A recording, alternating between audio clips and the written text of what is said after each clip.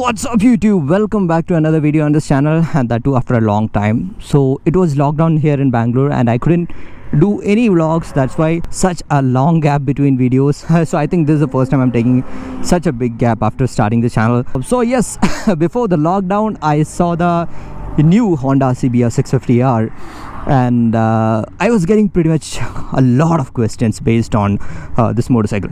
So if you're new to my channel, let me just give me an introduction of myself.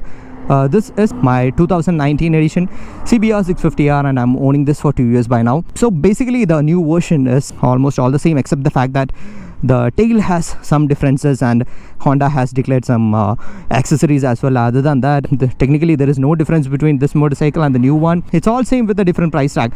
So I thought that I'll do a video on this motorcycle itself rather than waiting for the new one and making this video. So this is not a complete review of this motorcycle. Basically I'll be comparing this motorcycle with every other motorcycle that can be compared in the segment. So that was the question I was getting. Is the 11.2 lakh on road Bangalore is a justifiable price for this motorcycle? So yes, price is one factor. Before that, let me tell you something. Like, I have ridden almost every other motorcycle in the segment. I'm not boasting here. So let me take each and every motorcycle and let's have a comparison between that and decide yourself what you want. And primarily, whatever decision you are gonna make after watching this video, you should take a test ride on the motorcycle which you are planning to buy. So that's something mandatory that you should do. So let's go for the ride. Yes, I know that it's a bit risky to do an intro on this kind of a highway, that too very congested highway. Unfortunately, I don't have any other go. So apologies for that first. So let's get this started.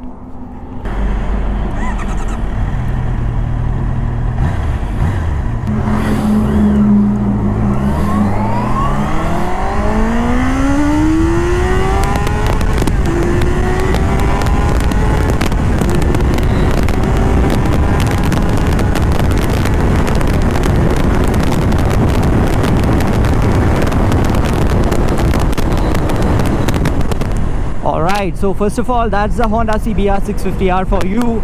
Just wanted to show the power, that's why I did it. So yes, let's get into the topic. So first of all, I have done a survey in Instagram comparing this motorcycle with every other motorcycle and wanted to know which motorcycle you guys like. So I actually started with the Ninja 650, then the Trident 660, then the Street Triple R and the Kawasaki 6R, the Kawasaki Z900 and the Ninja 1000. So if I got to mention the Suzuki GSX S750 as well. So this will be the comparison. All those motorcycle versus this one. So let's take the Ninja 650 first. So basically Ninja 650 is a great tourer. I have to admit that. If you're looking for a no-nonsense bike, but I know few owners who got little disappointed after buying that motorcycle. Because when you get into the 650cc, what you look forward for is a kind of a super bike feel. Definitely that motorcycle gives a lot of big bike feel. It feels so premium. It gives a lot of attention in traffic by the looks. But what finally boils down to the fact that it's a parallel twin. It's a 650cc parallel twin. So that is not going to sound that well. So a few people are disappointed with it. And the next mistake what they did is buying an aftermarket exhaust for it. And it makes that sound even more louder and it didn't make any difference. That's the point. So if you're looking for a no-nonsense bike, you save a lot of money with the Kawasaki Ninja 650, go for it. It's a big bike, it's a great tourer, it's more relaxed than this motorcycle. The advantage of having a CBR 650R on your hand is this is more sporty. This gives you a more sporty feel, and of course the inline 4 Symphony and what you saw over there. In the fourth gear, I think I was almost touching 200. I am not sure whether I've touched it or not. But yes, you get that feel in the Ninja 650 as well. You almost get that feel, but it's a parallel twin.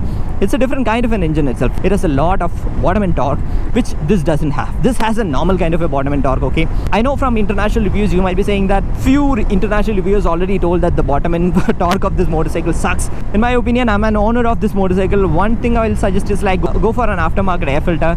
You pump in a little more air. That low end thing is fixed. I won't say that the torque is improved a lot, but it doesn't give you any delay. It's more linear, that kind of a feel. So that's a comparison with the Ninja 650. And the next one is the Trident 660. So in the entire lineup, Trident is the only one motorcycle which I'm yet to ride. So I cannot really comment on things based on the ride feel. So in my opinion, and after looking on to international journals, what I feel is that Trident is the most value for money and the most desirable beginner superbike that you can own. If you're okay in riding a naked motorcycle, you can look forward for the Trident. I have seen that motorcycle, the feel and everything is like top notch. Only one thing is like you should go and test ride that motorcycle because that motorcycle itself is a bit small. So in my opinion, the CBR 650R itself is very small. The Trident is even small. So it's almost like a 300cc naked motorcycle, but certainly it is a 600cc, so it gives you that punch. And the equipments that comes from Triumph is like next level. I have used the Street Triple R and I'm really in love with that motorcycle. So let's get into that later, but comparing with the Trident, I'll say that if you want to again save money and you're okay with a naked motorcycle, then fine. But one thing where the CBR has an upper hand when compared to the Trident is that, again, you might have seen that 4th gear red line. So when you're onto that kind of a speed, especially when you're 200 plus, it will be a bit difficult to hold on to the handlebar in a naked street motorcycle. So all these speeds are first of all not road legal and not at all safe, but when we buy a motorcycle, we definitely want to try those speeds whenever we get an open and safe highway, and especially when we go for tracks and all. So in that angle, it might be a bit difficult, and taking a naked motorcycle for touring is good actually. It gives you a good riding posture, but the thing is, like, if you don't have a wind visor, then you're going to get tired soon. On the other side, this has the fairing and this has the wind visor, everything. But the thing is, this is way more aggressive than the Trident 660. So that's the comparison with the 660. Now let's come to the GSX S750. I'll say that that's a bloody well-balanced motorcycle that you can own. I'm saying this because the GSX S750 almost has the same kind of engine, almost has the same kind of feel that the CBR 650R gives. It's an inline 4 750cc motorcycle, and you can get the Japanese feel from the Suzuki as well. Only one thing is, find a taller wind visor, you are good to go for a touring, and you can even ride that motorcycle inside city.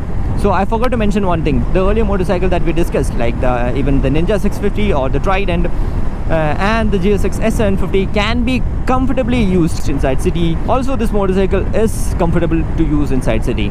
So next, let's compare this with the Street Triple R, and I'll say that there is bloody hell no comparison between that motorcycle and this one. On the Street Triple R, you can certainly feel the quality of the Triumph engineering. That's the next level, be it the equipment or be it the quality or be it the engine, the ride feel, everything is so different. That's a little bit sportier motorcycle, even though it's a naked motorcycle. It has a bit of a sporty feel. In my opinion, if your budget allows you to go up to that mark, definitely go for that. Certainly you'll be enjoying that motorcycle. But again, if fairing is there in your mind, then you can't literally look on to any other motorcycle. But the only one thing that you need to take care of is like the kind of service quality that you get in your city, as well as the parts availability when compared to the Japanese counterparts will be a bit difficult, that's all. And also the service cost of this motorcycle is like very cheap. Like, I'll say that once in 6,000, the service, just the service of this motorcycle costs something like 3,500 rupees. That means in a year, 12,000 kilometers, 7,000 rupees. That's fine. And when it comes to Triumph, what I heard is for the triple cylinders, it will cost something like 9,000 to 12,000 kilometers. So it's slightly expensive. I don't say it's aggressively expensive. By the way, Triumph goes to service once in a year or 10,000 kilometers. So now comes the final competitor, the Kawasaki Z900. Again, you get a lot of power on that motorcycle. In the entire lineup, what I'll say is that the Street Triple R is kind of okay usable inside city. No problem. It heats up a little bit, but you have to manage that. But when it comes to the Kawasaki Z900, the heating is very much managed, even though it's a very powerful motorcycle. But the thing is, like, the Z900 has too much of power to use inside city. But the new one comes with riding modes. You have to tone down the power and use it inside city. I'm not telling that it's freakingly powerful and all, but yes, you should be comfortable, and the motorcycle should be comfortable when you ride inside city, right? That's why I'm saying. And when you compare the service cost with the Kawasaki versus Honda, I'll say that the Kawasaki is also slightly expensive, that's all. No major differences. Only one thing is, like, parts cost will be a little more cheaper for Honda, that's all. Comparing with all other motorcycle, I'm saying that the Honda CBR 650R has its own base. When comparing with the Kawasaki 6R, ZX6R, what I'll say is that motorcycle is a damn brilliant track motorcycle. So you cannot compare it with this one. So that's mostly a track machine, and this one is not at all a track machine. I've taken it to track. I'll say that this is more a road-oriented tourer. So there is again no comparison with the 6R. So you might be thinking that why am I comparing with these motorcycles, and again finally telling that there is no comparison. But the kind of questions which I get in my Instagram handle is like, yes, when I compare with this motorcycle and with this motorcycle, which one I should choose? So that's why I want to make a point that few of the motorcycle in this comparison doesn't even compete with the CBR 650R. It's in its own space, and this is in a different space. So altogether, to wind up this video, I'll say that if you're looking for a sports tourer, slightly sportier, not just slightly sportier, it's a bit sportier, a little more sporty than this, will go to the super sport position. So looking for a sporty touring motorcycle which you can use inside city, yeah, you have this motorcycle. And the price tag of 11.2 lakhs on road, that's a bit spicy, that's expensive, because when I was buying this motorcycle it was around 9.7 lakh and there was no technical updates and the price just went up. I don't know why it happened like that, but yes, this still sits in a space inline for sports touring segment. So that's it with this video. I hope this video is helpful for you, and definitely I'll be making a separate detailed review of this motorcycle in this channel. I'm yet to do that, an ownership review after 2 years, so I'll be doing that soon. And if you have any doubts on these motorcycles except the Trident, you can ask me. Hopefully I'll be riding the Trident in a month time or so. So that's it. I hope you like this video, and as always, show some love in the form of likes and comments. See you in the next video. Until then, bye bye.